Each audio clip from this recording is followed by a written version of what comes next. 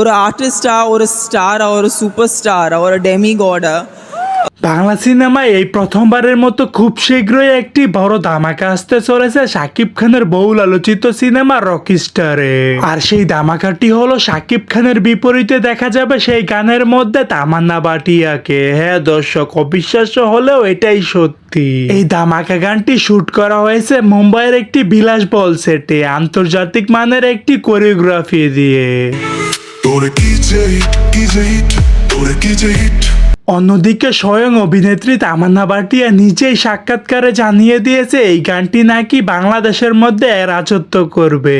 তামান্না ভাটিয়া আরো জানিয়েছে যে এইটাই নাকি শাকিব খানের সঙ্গে প্রথমবারের মতো বাংলা সিনেমায় কাজ করা। বাংলা ভাষা তিনি বোঝেন না, কিন্তু তিনি নাকি শাকিব খানকে প্রথম দেখাতেই ফিদা হয়ে গেছেন, এমনটাই জানিয়েছে তামান্না ভাটিয়া। দর্শক, এখন অপেক্ষার পালা কতটা ঝড় তুলতে পারে বাংলাদেশের সিনেমার মধ্যে এই ধামাকা গানটি।